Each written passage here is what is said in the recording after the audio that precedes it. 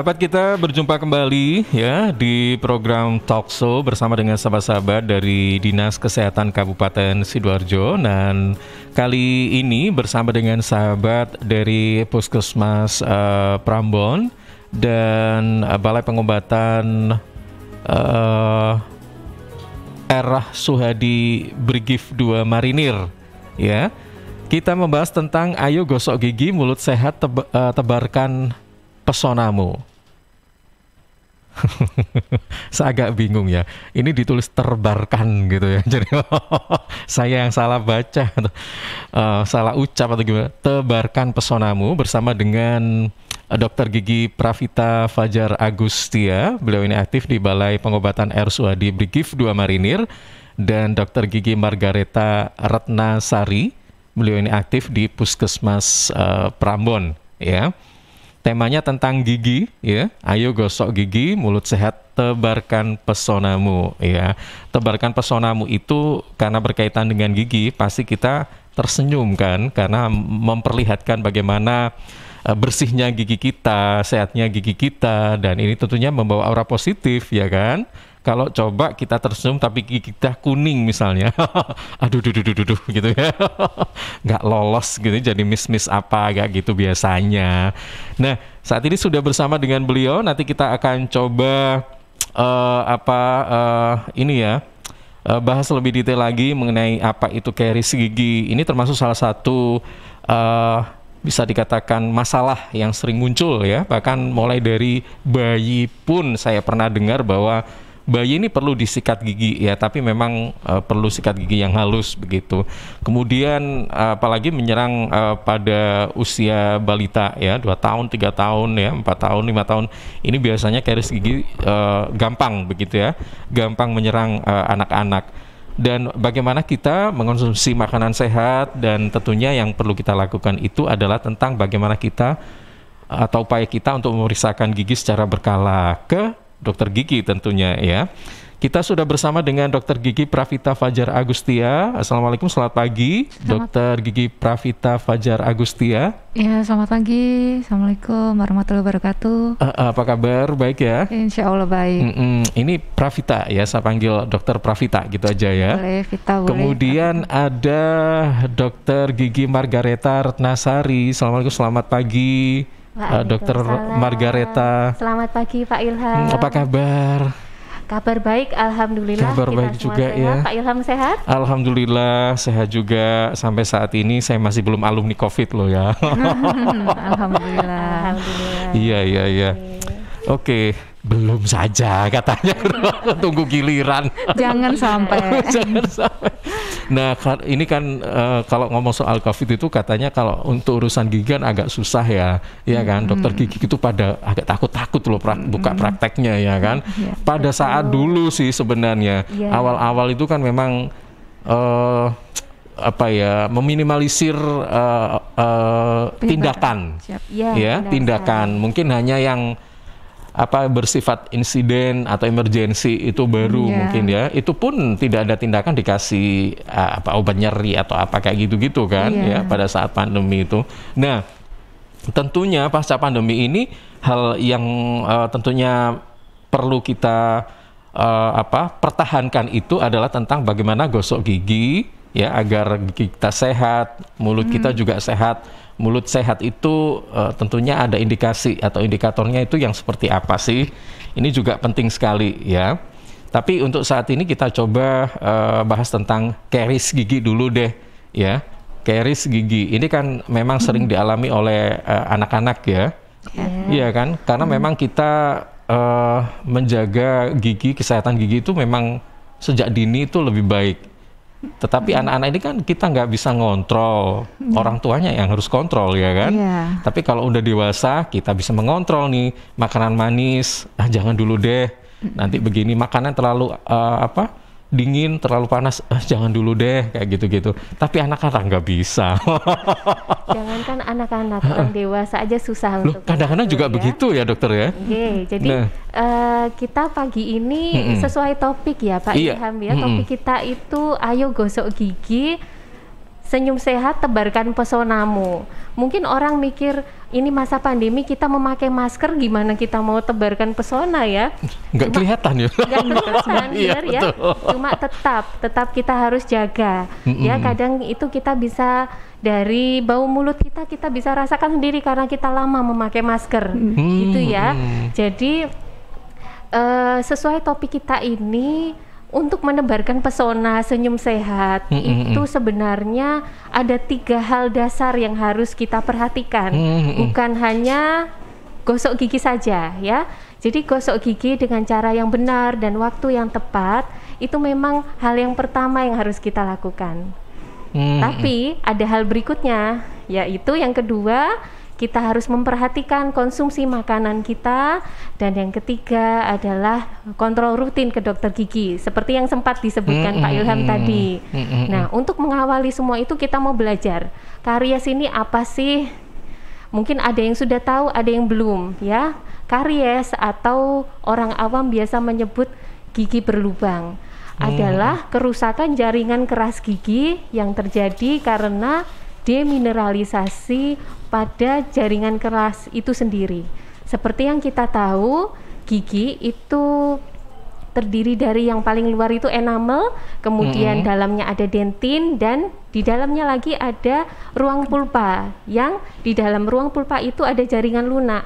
Nah, jaringan keras yang berupa dentin dan enamel ini mengandung mineral-mineral yang bisa lepas karena 3 proses, yaitu 3 hal penting, yaitu adanya bakteri, kemudian makanan yang menumpuk dan tidak dibersihkan dalam waktu yang lama. Nah, 3 hal jadi ini menumpuk tapi dibiarkan saja kayak gitu kan? Iya, akhirnya mineral yang di dalam jaringan keras gigi ini akan larut dan bisa mengakibatkan gigi berlubang atau karies. Itu. Tapi jangan salah, penyakit atau masalah di rongga mulut bukan hanya lubang gigi saja, ada macam-macam ya. Ada gigi goyang, ada karang gigi atau gusi yang infeksi, banyak sekali. Jadi untuk masalah gigi itu sebenarnya banyak ya dokter ya. Jadi yang mungkin banyak menyerang itu adalah karies atau gigi berlubang, ya kan? Tapi sebenarnya banyak ya yang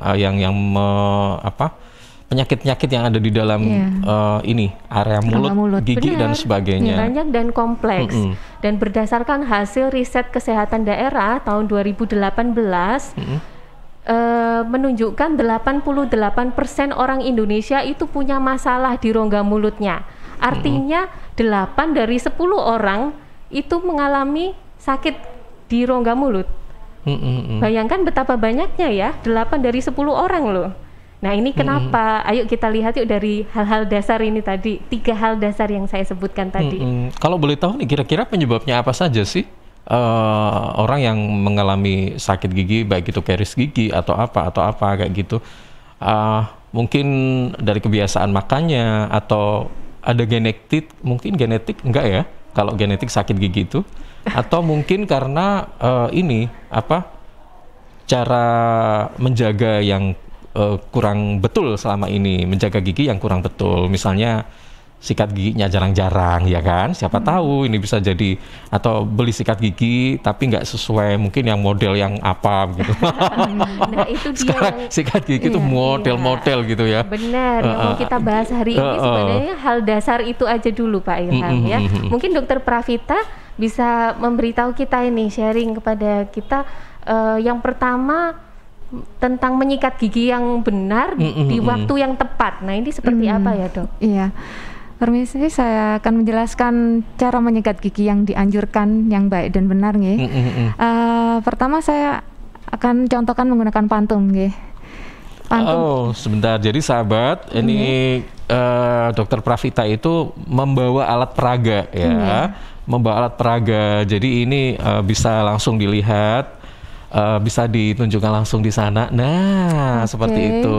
Ya. Mas Franky agak dekat, dan ini udah medium ya Mas ya? Oke, baik, udah kelihatan ya. Iya. Mulut siapa itu ya? Besar sekali ibarat ya. rongga gigi manusia. Iya. Oke. kita memposisikan posisi sikat gigi kita dulu. Sikat gigi yang kita posisikan posisinya 45 derajat terhadap sumbu gigi. Gini ya posisinya, taruh di daerah area gusi sini. Itu atas gigi bagian atas ya? Ya kan yang merah ini gusinya ya, yang putih ini gigi. 45 derajat ya, bukan gini. Bukan tidur gini tapi nengak ke atas gini. Oh, agak dangak ya. Iya, 45 derajat nggih. Kemudian kita gerakan turun ke bawah, atas ke bawah. Dari merah ke putih, dari gusi ke gigi 8 kali gerakannya, atas bawah. Yang belakang, yang sebelah kanan juga jangan lupa 8 kali. Terus yang kiri juga 8 kali. Jangan lupa bagian dalamnya juga. Bagian dalam sama posisinya 45 derajat terhadap sumbu gigi. Atas bawah. Gitu, bawah. Ya. Belakangnya juga 8 kali. Mungkin yang itu agak susah aja, tapi harus pelan-pelan aja. Karena kan gigi nggak cuma depan aja permukaannya. Nah, yang dalam juga sini. Jangan lupa yang bawah pun seperti itu. Dari gusi ke gigi. Itu berapa derajat? Sama 45 derajat. Ya. Cuma gini. Ya, sama 8 kali juga, depan, kanan 8 kali, kiri 8 kali. Bagian dalamnya juga jangan lupa dibersihkan 8 kali, 8 kali. Oke. Nah. Copot giginya.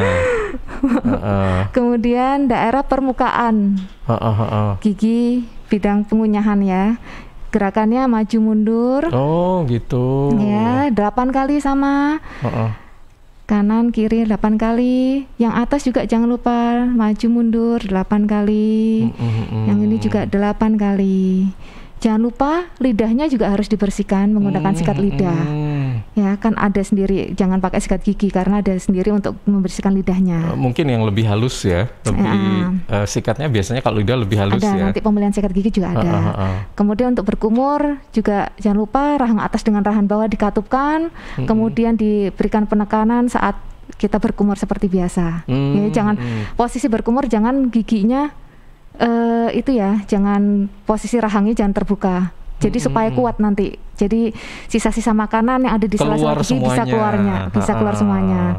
Nah, kemudian untuk kita kapan sih waktu sikat gigi yang wajib ya, yang harus kita lakukan selama kita setiap hari ya. Itu wajib itu minimal sehari 2 kali. Pagi setelah sarapan dan malam sebelum tidur. Kemudian ada juga pemilihan sikat gigi. Pemilihan sikat gigi itu macam-macam juga, kan ada berbagai macam ya sikat gigi ya. Betul. Dari mulai bentuknya, bulu sikatnya atau ininya juga bulu sikatnya tuh ada yang teksturnya halus, ada soft, ada medium dan yang hard ya. Pilih bulu sikat gigi yang soft aja supaya tidak melukai jaringan lunak atau gusinya, supaya tidak berdarah. Tapi kalau soft itu menjamin nggak kalau misalnya di saat pembersihan itu memang bisa bersih? Karena kalau soft itu kan gini, mindset orang itu kalau yang agak kasar itu langsung cerak langsung selesai gitu loh. Kalau soft kan mungkin halus, agak lama, kayak gitu kan mungkin ya. Gimana? Itu banyak ya, terutama pasien laki-laki kami menjumpai. Itu gini dok, kalau nggak keras, cara sikat giginya nggak keras, sikatnya itu kayaknya kurang afdol gitu dok. Kurang sep gitu. Padahal kalau sikat gigi itu ukuran kekerasan dari bulu sikatnya itu medium atau hard, dia akan lama-lama bisa mengikis lapisan enamel gigi. Betul gitu ya dok? Iya, benar. Kan kita sikat giginya terus-terusan ya, tiap hari 2 kali sehari. Jadi karena begitu lamanya bertahun-tahun, akhirnya enamel itu terkikis atau erosif begitu. Dengan kata lain bahwa yang sikat gigi jenis medium atau hard itu sebenarnya juga hati-hati ya kan penggunaannya, karena ya itu tadi bisa mengikis email ya email gigi ya. Benar. Nah, ini yang tidak disadari oleh mereka gitu kan. Kalau kita beli di supermarket ya, di kemasannya itu ada di atas tulisannya soft. Pilih aja yang soft. Ya, itu lebih disarankan. Gitu. Kalau ditanya kenapa, apakah itu menjamin kebersihannya? ada memang sisa-sisa makanan yang tidak bisa kita bersihkan dengan sikat gigi saja. Oleh karena itu perlunya kita menggunakan dental floss dan mouthwash. Nah, jadi setelah gosok gigi sebaiknya kita ditutup dengan menggunakan obat kumur atau berkumur dengan mouthwash tadi itu. Fungsinya mouthwashnya tadi itu? Jadi apabila ada sisa-sisa makanan itu bisa keluar. Kemudian untuk membantu proses untuk menjarangkan waktu terjadi karies gigi ya dokter ya. Kemudian dan tentunya juga ini menjaga bau mulut kan, itu kan ada kayak minnya biasanya ya kan. Menjaga kesegaran mulut juga bisa. Iya, kesegaran mulut. Terus jangan lupa untuk pembelian sikat giginya kalau bisa yang ada tutupnya. Kenapa? Karena kalau misalnya terbuka biasanya kan ada kuman-kuman masuk. Terus kadang kan ada hewan atau apa tiba-tiba main celok ke bulu sikat, kan kotor ya bulu sikatnya nanti gitu. Terus sama pemberian sikat gigi yang pasti pasta giginya yang berfluoride. Tapi rata-rata pasta gigi pasti mayoritas berfluoride ya. Pokoknya sarannya pasta gigi itu harus berfluoride dulu deh ya, daripada yang lain-lain misalnya bisa memutihkan gigi atau apa. Itu nomor kesekian aja dulu gitu ya. Yang penting berfluoride dulu ya gitu. Yang penting caranya sikat gigi tepat, waktunya untuk sikat gigi itu tepat. Kita belum bahas waktu menyikat giginya ya dok ya. Iya tadi dokter ya. Tadi dua kali sehari. Tadi sudah ya. Pagi setelah makan dan malam sebelum tidur. Jadi gini sahabat Suara Sidoarjo ya, kalau tadi saya saksikan itu selama ini kita menyikat gigi itu dalam posisi bukan 45 derajat ya. Biasanya itu kalau lurus itu berapa derajat? Kalau lurus 90 ya. Nah, itu ternyata bukan ya. Jadi kalau selama ini kita menyikat gigi dalam posisi sikat gigi yang lurus itu sebenarnya tidak disarankan, tapi yang disarankan itu adalah 45 derajat. Ya. Jadi 45 derajat, terus sikat giginya itu tidak gosok kanan kiri, bukan ya, kanan kiri itu main kayak ini anak kecil itu loh jumpalitan ya, jungkir kanan kiri kayak gitu ya, atau naik turun tidak begitu ya. Sebenarnya Pak Ilham ada beberapa teknik sikat gigi ya.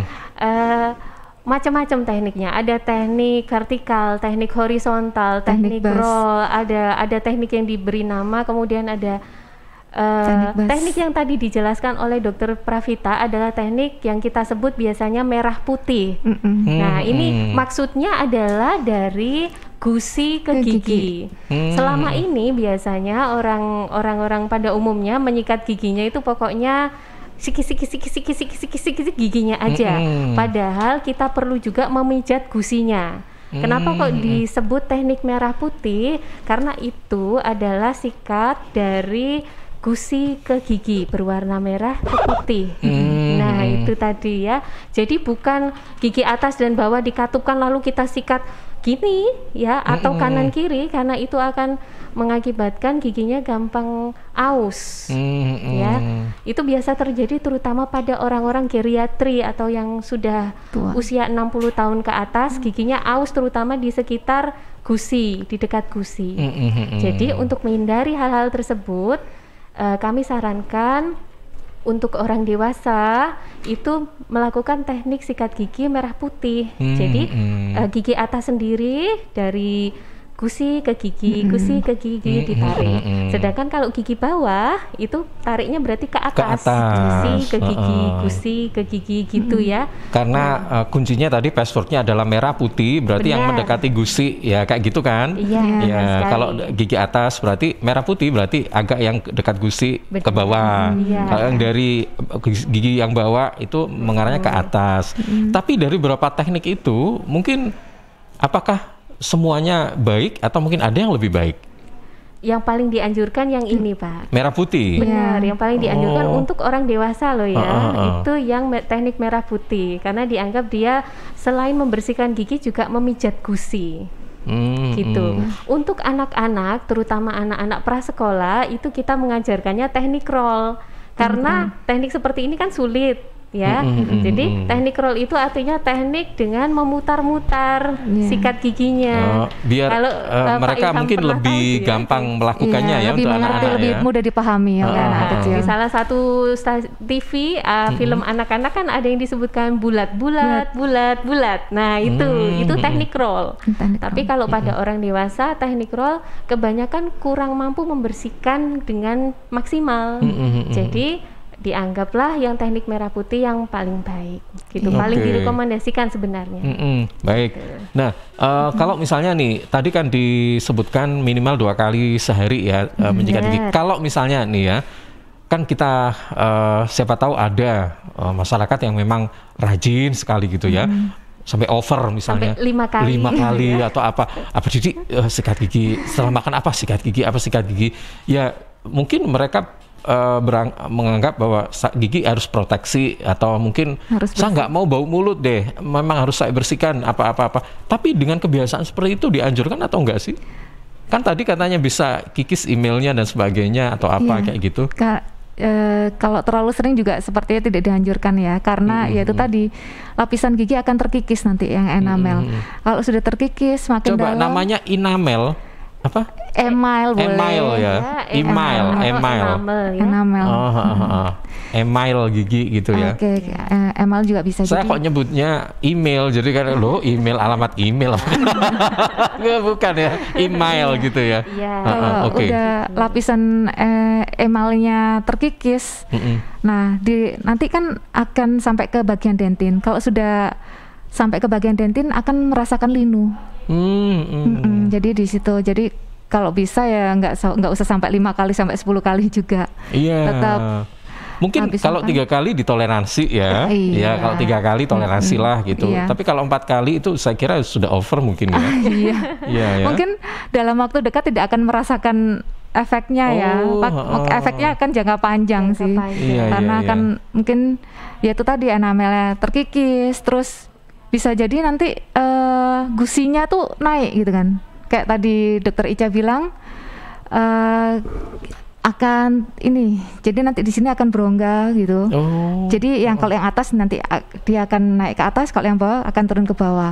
Gitu. Jadi nanti kalau sudah di bagian cervical ini kita menyebutnya, itu nanti biasa akan linu.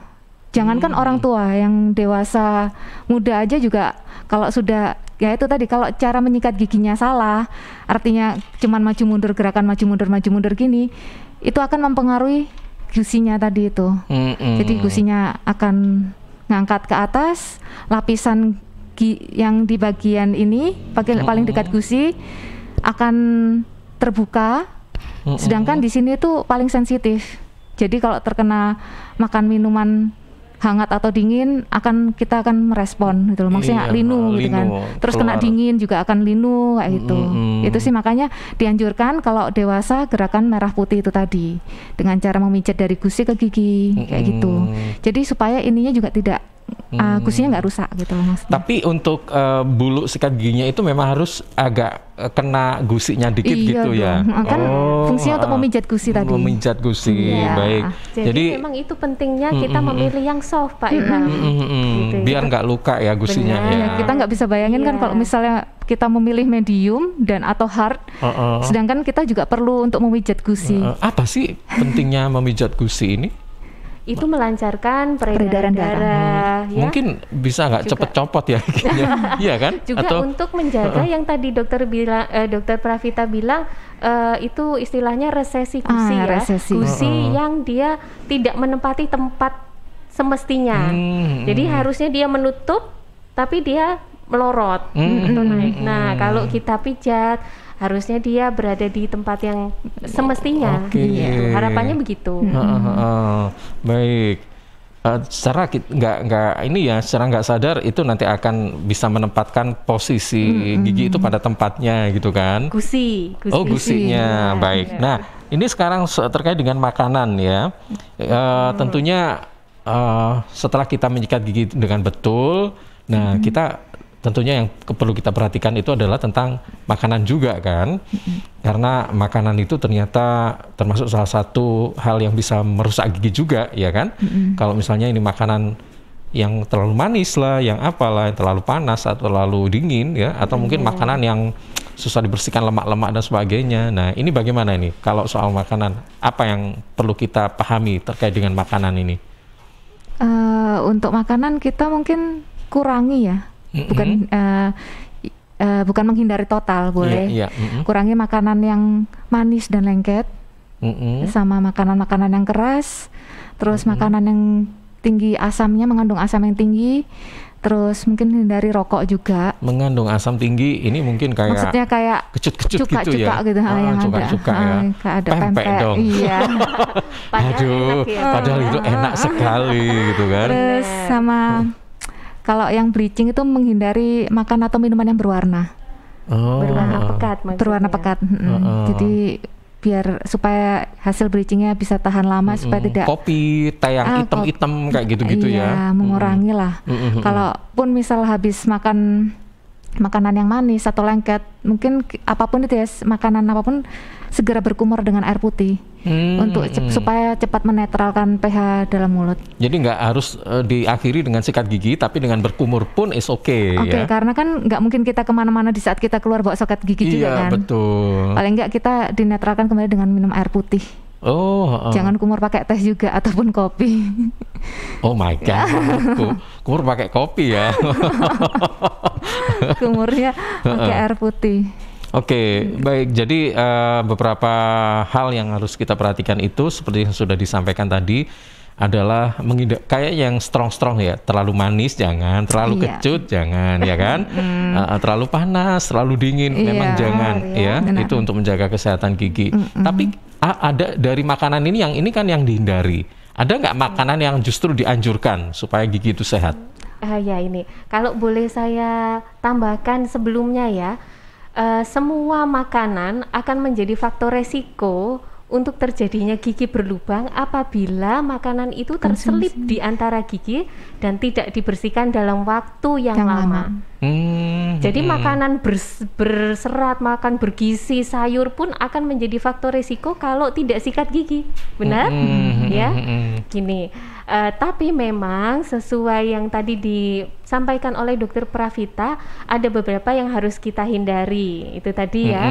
Nah, apakah ada yang baik? Banyak yang baik untuk kesehatan gigi. Justru yang dianjurkan mungkin ya, ini kan. Apa ini misalnya? Buah terutama yang mengandung banyak serat. Jadi apel itu, kemudian pir itu kan dia keras, mengandung banyak serat. Jadi kadang disebutkan, ada beberapa literatur yang menyebutkan apel, pir itu bisa untuk mengganti sikat gigi jika kita tidak ada sikat gigi. Tapi sebaiknya tetap pakai sikat gigi ya. Pakai sikat gigi, betul. Berair ya dok ya, buah-buahan yang berair. Berair, ya, yang bisa untuk anak-anak itu buah-buahan itu juga bagus untuk merangsang pertumbuhan giginya. Gitu. Jadi itu yang baik. Selain itu saya rasa semuanya bisa baik asalkan itu tadi jangan sampai ada yang terselip dalam waktu yang lama. Itu saja. Oke. Baik, ini terkait dengan makanan. Nah, ini ada satu hal lagi yang harus kita perhatikan, itu adalah tentang bagaimana kita menjaga kesehatan gigi dengan periksa secara rutin ya ke dokter gigi. Nah, ini sebelum kita bahas, kita bergabung dulu dengan beberapa spot berikut ini. Baik, sahabat, Anda yang ingin bertanya tentang kesehatan gigi, kesehatan mulut ya, jangan ragu-ragu, segera saja Anda bisa kirimkan melalui 031-896-1514 ya. Mungkin untuk yang telepon silakan, atau melalui WhatsApp kami di 0811-309-1009. Kami segera kembali setelah beberapa spot berikut ini. CHEERS Cheers, CHEERS Cheers, CHEERS Cheers, air minum yang terbaik. Cheers in the house. Cheers, air ber-pH tinggi. Cheers dapat membantu netralkan pH tubuh. Cheers mengandung antioksidan alami. Cheers, air minum terbaik untuk keluarga. Air minum sehat keluarga. Air minum dengan pH tinggi. Cara pesannya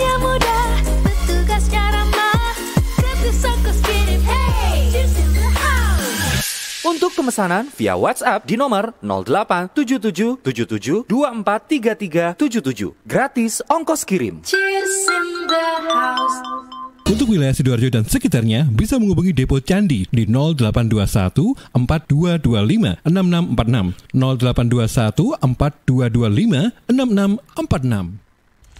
Rokok opo iki lho, kok putihan? Ya rokok kok, ya murah, ya akeh. Rokok ilegal ki. Masa rokok ilegal iki? Yo ki. Lah awakmu kok roh nek iki rokok ilegal? Rokok ilegal iki gak nek pita cukene. Samen paling roe bandrol kuwi lho. Rokoke kudu enek merek karo nama perusahaane sing terdaftar ndek bea cukai. Lokasi pembuatane ndek kene yo gak enek. Terus ndek kene rokok ilegal iki gak enek gambar karo peringatane teko pemerintah. Berarti rokok ilegal gak resmi no? Aduh ya mesti to Le Mul. Rokok ilegal iki merugikan negara. Mergo ora bayar cukai sing digembangun negara. Walah tutu, sepenting wong-wong gak roh.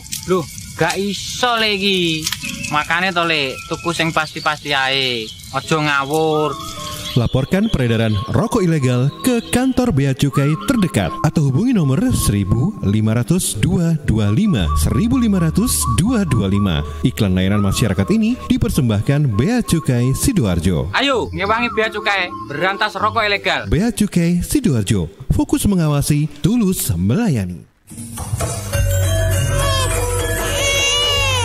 Arek-arek iku rame lapo sih? Mulakno, nek dikandani wong tuwek dirungokno, nek durung siap duwe anak, gak usah rabi. Anake loro, pilek, watuk, ono seseke. Loh, bahaya iku. Ngomong dorong, budal nang bidan. Hati-hati dan waspada ya. Demam, batuk, dan susah nafas bisa jadi itu tanda-tanda pneumonia atau infeksi paru-paru. Penyebabnya bisa virus, bakteri, atau jamur. Mudah menular lewat droplet saat batuk atau bersin. Tapi, ini bisa dicegah dengan pemberian imunisasi PCV pada bayi dan anak. Imunisasi PCV selain mencegah pneumonia juga bisa mencegah radang selaput otak atau meningitis dan radang telinga tengah atau otitis media. Imunisasi PCV diberikan pertama pada bayi usia 2 bulan, dilanjutkan pada usia 3 bulan, dan dosis ketiga saat anak usia 12 bulan. Imunisasi PCV bisa didapat di posyandu, bidan, puskesmas, rumah sakit, klinik kesehatan, praktek dokter mandiri, dan layanan kesehatan lain yang menyediakan imunisasi. Lapo guyu-guyu dewe? Putune wis sehat, Cak. Wis diimunisasi PCV pisan. Seneng aku. Gak pengen ngeramut bayi maneh ta? Ayo tak gaweno. Iklan layanan masyarakat ini persembahan Dinas Kesehatan Kabupaten Sidoarjo. Victory! Yeay, turret musuh hancur. Menang lagi. 1 match lagi lah. Haha. Le, kamu tuh tahun depan masuk SMA. Masa main terus? Kapan belajarnya? Iya, Mak, sebentar lagi. Mumpung stay at home nih. Loh, justru kalau stay at home harus tetap rajin belajar dong. Bosen mah, belajar gitu-gitu aja. Kalau mau lihat buku lain atau coba-coba latihan soal, harus beli lagi. Nih, coba ya, mana-mana smartphone kamu. Buka Indium Study di browser. Dengan 10.000 aja, kamu dapat mengakses buku pelajaran, tryout, dan video tutorial menggunakan laptop maupun smartphone. Lengkap dari tingkat SD, SMP, sampai SMA. Oh iya bener mah. Kayak harga bakso aja ya. Pas buat aku untuk persiapan masuk SMA tahun depan. Perlu banyakin latihan soal nih. Nah, pinter. Belajar yang rajin ya.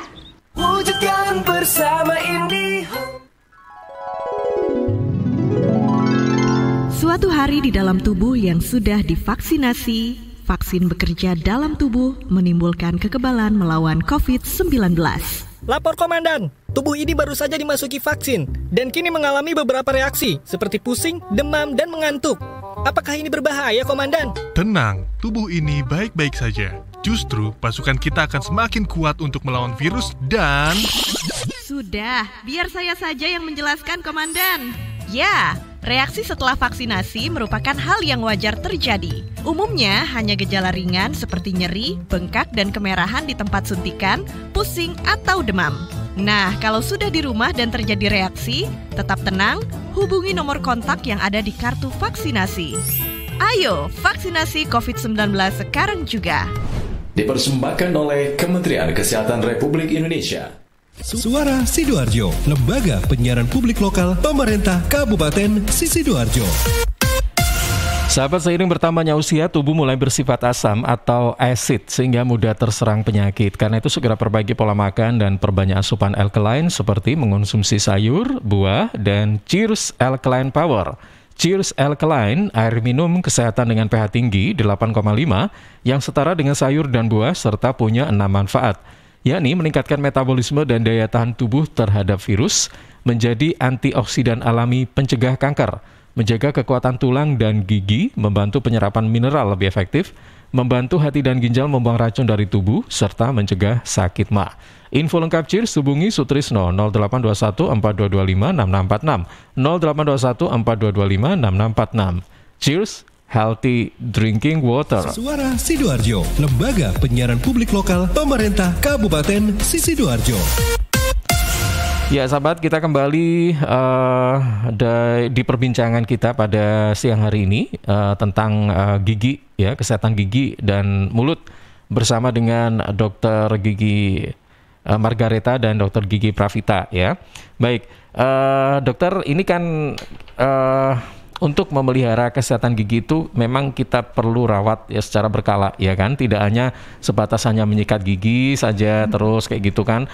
Karena gini, kadang-kadang kita ada penyakit yang kita tidak ketahui, tentunya ini harus perlu sentuhan dokter gigi, ya kan? Nah, yang kita tanyakan itu kadang-kadang, kenapa sih orang baru sakit gigi baru ke dokter? Nah, kayak gitu, ya kan? Kita merasa sakit baru ke dokter, padahal kan nggak seperti itu. Jadi kan kita harus secara berkala menanyakan atau berkunjung ke dokter seperti apa. Nah, kalau memang saya ingin tahu alasannya apa, dan ketika sudah sampai di dokter gigi itu tahapannya apa saja sih yang harus kita ketahui gitu? Silakan. Ya.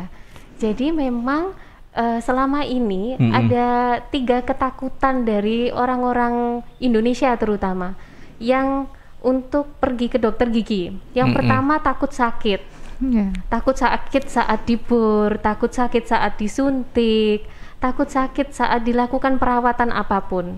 Padahal sakit saat giginya itu kambuh itu lebih sakit daripada perawatannya. Benar nggak? Oh, benar sekali.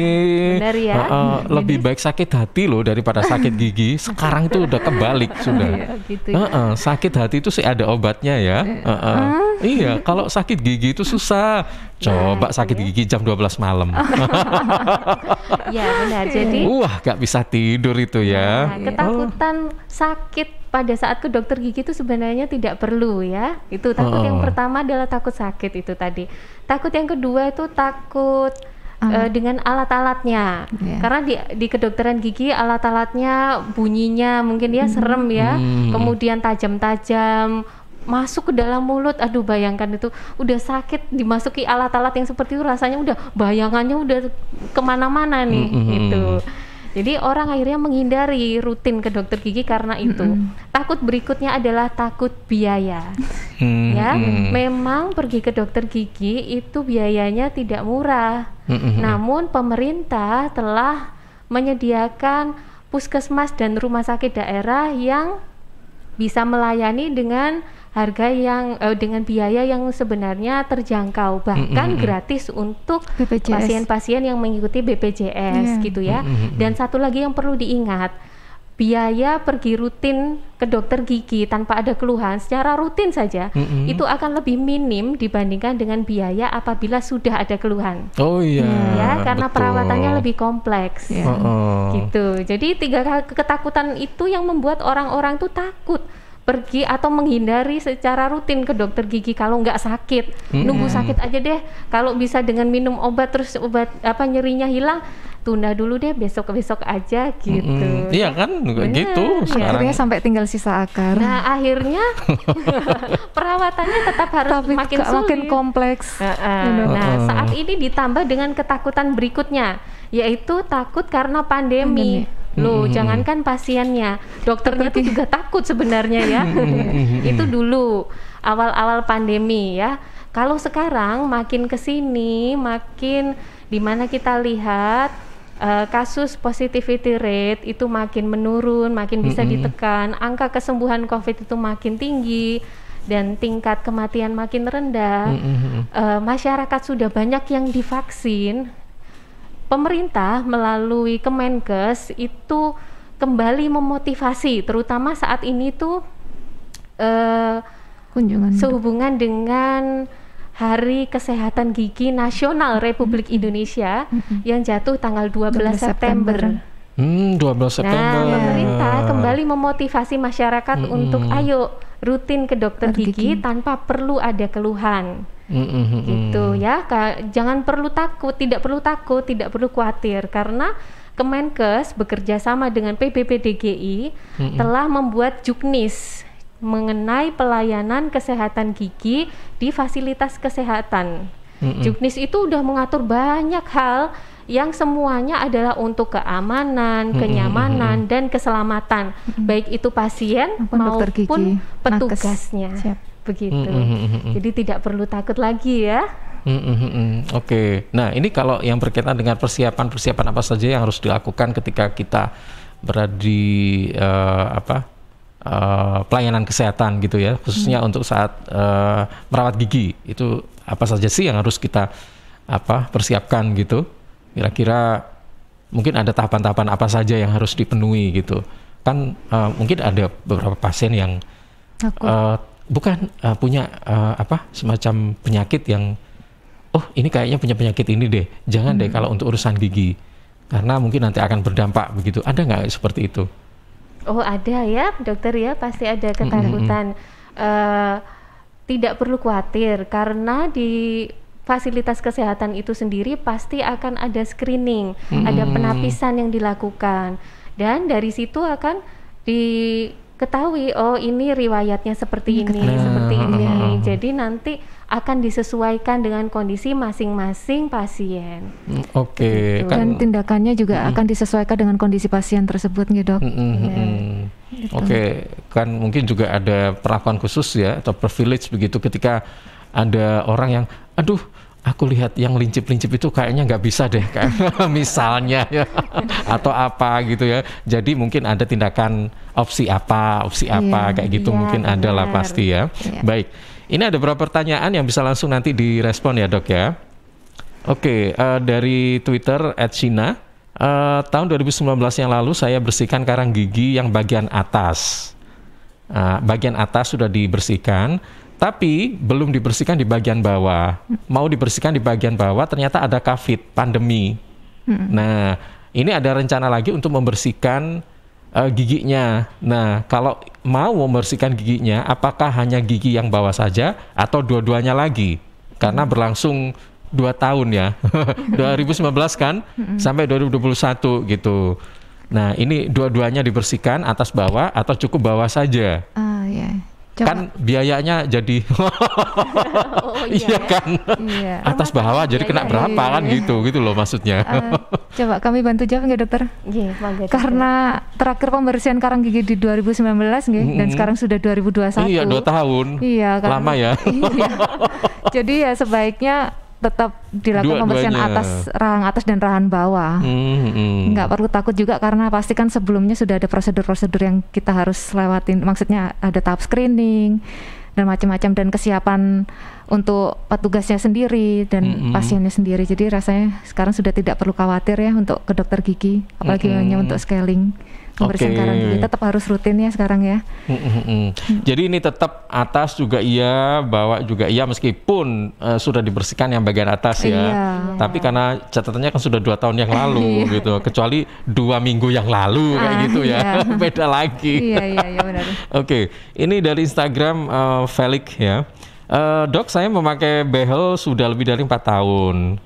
Seharusnya sudah boleh lepas behel saya, bisa lepas, tapi saya masih sangat takut untuk pergi ke dokter gigi saat masa COVID-19 seperti ini.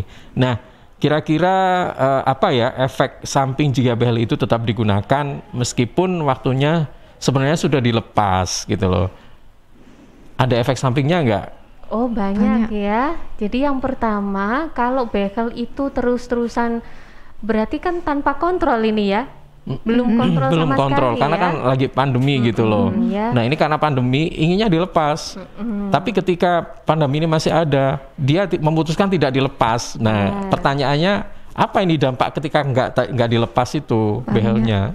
Ya, yang pasti. Atau solusinya kayak apa? Yang pasti kalau bekel itu ada di situ terus, jadi penumpukan makanan akan banyak, ya. Pada pasien-pasien dengan pemakaian bekel itu disarankan untuk rutin membersihkan karang gigi, karena kan itu ada alat-alat yang jelimet dan ruwet di situ, gitu ya. Nah, kalau belum kontrol, berarti kita tidak bisa tahu itu karang giginya bisa bersih atau tidak, karena memang kalaupun dibersihkan dengan sikat gigi khusus ortodonsi, tetap ada saja sisa makanan yang tidak bisa lepas, yang sudah terkalsifikasi di situ, dan itu harusnya dibersihkan ya. Jadi yang pertama itu adalah sisa-sisa makanan yang menumpuk. Yang kedua, ada resiko untuk terjadinya karies gigi di situ. Karena kawat gigi yang banyak, makanan sisa-sisa makanan yang banyak di situ. Itu. Jadi sebaiknya kami sarankan bagaimana nih?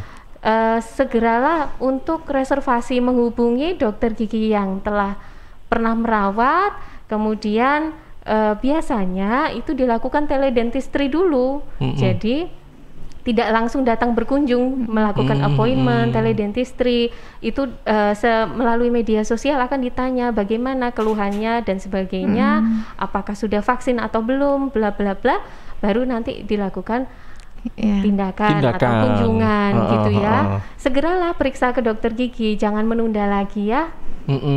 Oke, jadi ini kalau memang waktunya dilepas ya nggak ada masalahnya, make appointment dulu ya, janjian dulu atau seperti apa, nanti tergantung sama apa percakapan itu, dealnya kayak apa kan, kayak gitu ya, apakah memang perlu datang atau seperti apa gitu ya, karena tadi bahaya ya dokter ya kalau memang dibiarkan kan ya, artinya kan tidak terkontrol itu ya.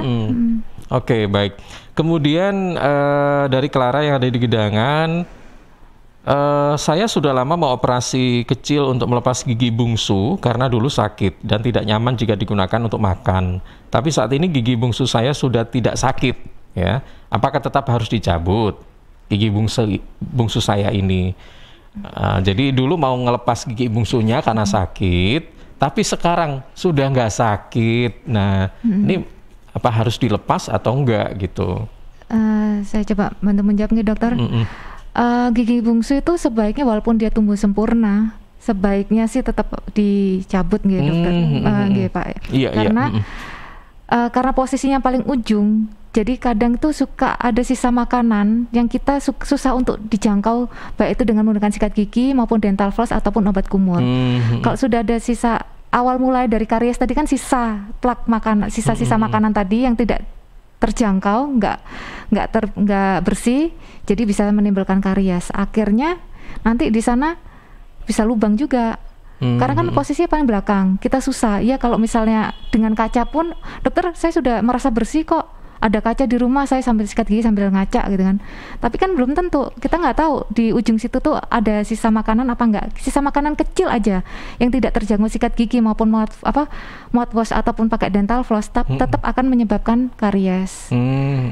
Jadi sebenarnya memang harus dicabut ya untuk gigi bungsu ini ya. Iya. Oke, baik.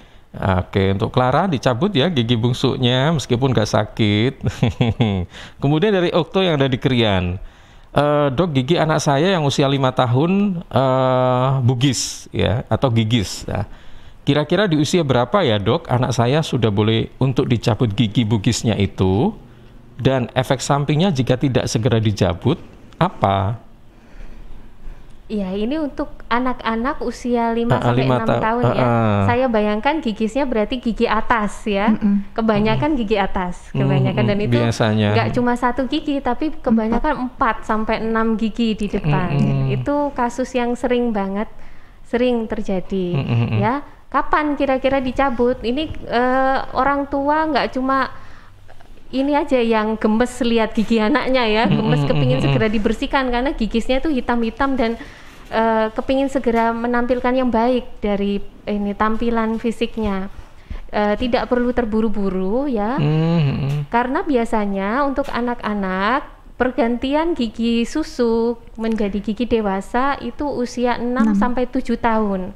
Tapi itu tergantung dari anak-anaknya juga. Anak laki-laki biasanya lebih lambat daripada perempuan ya. Nah, ada baiknya bapak atau ibu itu memeriksakan ke dokter gigi Kadang gigi yang baru muncul tidak terlihat, jadi terus lalu jadi kesundulan gitu ya. Lalu mungkin pada saat kontrol, dokter giginya akan menyarankan, oh ibu ini mungkin lebih baik kira-kira 2 bulan lagi kontrol atau mungkin berapa bulan lagi gitu. Jadi sebaiknya memang kontrol saja, tapi tidak perlu terburu-buru untuk mencabut giginya dulu, karena pada umumnya memang pergantiannya untuk gigi depan atas terutama itu di usia 6 sampai 7 tahun. Oke, sabar dulu ya. Pokoknya kalau nggak terlalu yang nggak menimbulkan rasa sakit apa biarkan dulu ya. Ini dokter biasanya gitu orang tuanya Pak yang gemes gemes lihat anaknya gigisnya tuh. Mungkin mengurangi estetika gitu ya kan. Benar, biasanya gitu. Jadi bilangnya gini, dok, cabut aja nih dok, biar jelek-jeleknya hilang. Jangan ya. Kalau belum waktunya tidak perlu dicabut. Baik. Ini dari Adinda yang ada di Sepanjang. Sebulan yang lalu saya membersihkan karang gigi. Setelah itu tiap gosok gigi, gusi saya selalu berdarah. Padahal sikat giginya saya pilih yang paling lembut dan halus ya. Apa yang harus dilakukan? 1 bulan yang lalu ya baru membersihkan karang gigi. Dan masih giginya gusinya masih berdarah ya. Padahal sikat giginya halus. Sebenarnya banyak faktor sih yang mempengaruhi kenapa kok walaupun sudah scaling tetap berdarah. Bisa terjadi gingivitis maupun periodontitis. Jadi diharapkan kembali ke dokter gigi untuk diperiksa kembali, atau bisa jadi karena ada juga karena faktor hormonal. Bisa juga, bisa kalau pada wanita ya, karena biasa kalau menjelang haid itu biasanya gusinya kemerahan, akhirnya jadi berdarah, itu juga bisa. Tapi sebaiknya sih kembali ke dokter gigi. Iya, lebih amannya gitu ya dok. Jadi bisa terapinya bisa tepat gitu loh, tidak mengandai-andai. Atau tidak berpikir yang tidak-tidak. Oh mungkin gini deh, oh mungkin karena ini mungkin. Nah, daripada mungkin begitu, langsung aja konsultasi ke dokter ya. Tapi tetap periksakan ya. Gosok gigi, berkumur, sama pakai dental floss.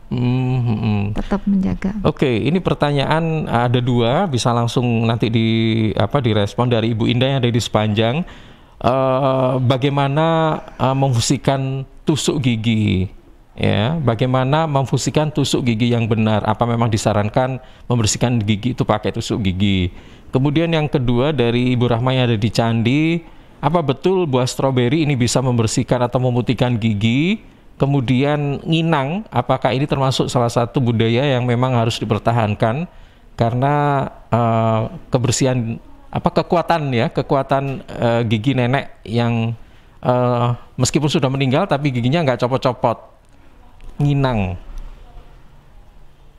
Jadi bagaimana memfungsikan tusuk gigi? Ada 3 pertanyaan itu ya. Yang pertama kemudian stroberi sama nginang. Oke. Nah ini kebetulan dokter Pravita bawa dental floss nih. Kalau menurut dokter-dokter gigi, kami sepakat bahwa tusuk gigi itu sebaiknya dihindari saja. Sebaiknya gunakan benang gigi atau dental floss ya. Ada 2 jenis benang gigi. Yang pertama yang berbentuk benang panjang seperti yang sudah dalam kemasan, kemudian ada yang berbentuk stick yang langsung bisa dipakai. Orang Indonesia belum terbiasa memakai dental floss yang bentuk benang karena lebih sulit pakainya ya, karena dililit-lilit dulu di jari telunjuk, kemudian satu-satu dimasukkan ke sela gigi. Benar. Kalau ini kan lebih gampang, ada handle-nya gitu langsung, ya. Ada sticknya. Gitu. Saya jelaskan mungkin ya, sedikit. Saya pakai yang ini aja ya, karena kalau pakai benang mungkin orang juga akan susah, kurang familiar juga. Kemudian kalau yang ada handle-nya ini banyak ditemukan di toko-toko. Nggak susah ya nggak nyari. Susah nyari ya. Ini wajib punya kita, taruh di dalam tas. Saya ambil. Oke, misal ada sisa makanan ya gitu. Di bagian belakang gigi, misalnya di antar sini, posisikan ini masuk ke dalam sela-sela gigi ya, benangnya masuk dalam sela-sela gigi, tekan gini, punten, tekan sampai masuk ke dalam, kemudian dicongkel, tarik ya Allah ya Robbi. kemudian tarik ke atas, dicongkel ya dengan. Coba. Jadi gini. Oh gitu. Sama. Sampai keluar ya. Jangan pakai ujungnya sini. Kenapa? Sama aja kayak tusuk gigi ujungnya. Betul. Nanti berdarah. Nanti gusinya bisa berdarah. Sama sampai sisa makanannya keluar ya dimasukkan. Tapi pakai dental floss itu nggak aman ya? Aman ya? Aman, karena tidak akan melukai gusi. Tidak akan merusak jaringan lunaknya. Yang keambil itunya sisa makanannya. Pasti insya Allah pasti bersih. Makanya kan habis sikat gigi ditutup dengan mouthwash ya, berkumur, kemudian pakai ini juga dental floss untuk memastikan bahwa tidak ada sisa-sisa makanan yang terselip di sela-sela gigi. Ya, wajib. Apalagi setelah makan. Setelah makan di luar mungkin makan cemilan tak apa, selain berkumur, bersihkan dengan dental floss. Itu memang bisa masuk gitu ya benangnya ya, dokter ya? Bisa ya masuk ya? Karena akan bisa masuk sini nanti dia, pasti bisa masuk. Nah, ditekan. Jadi kenapa kok penggunaan dental floss itu lebih dianjurkan ketimbang tusuk gigi? Tusuk gigi itu ukurannya lebih besar. Pada saat kita membersihkan, kalau terlalu sering itu gusinya akan turun. Akhirnya di situ terbentuk suatu celah yang makin dibersihkan dengan tusuk gigi, celahnya makin besar. Makinlah makanan itu terselip. Gitu ya. Kenapa kita tidak dianjurkan? Karena itu tadi seperti lingkaran setan. Sebaiknya pakailah benang gigi atau dental floss. Benang gigi kan kecil ya, dan dia ditarik ke atas, bukan dicungkil ke dalam gitu. Jadi itu lebih aman, terutama untuk gusinya. Oke, jadi tidak resesi. Dental floss yang model apa itu namanya kalau yang begini? Ini jenis apa sih? Bertangkai ini ya. Bertangkai, dental floss yang bertangkai gitu ya. Ini ada kok di. Itu satu kali pemakaian langsung buang ya, dokter ya? Jangan dibersihkan, dimasukin lagi.